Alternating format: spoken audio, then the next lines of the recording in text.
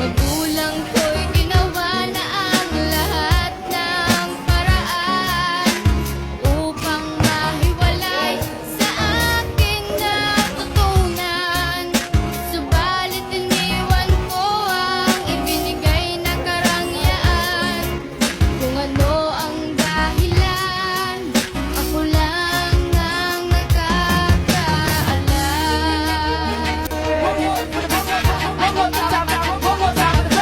Musika ang buhay na aking tinataglay. Ito rin ang dahilan kung ba't ako naglalakbay.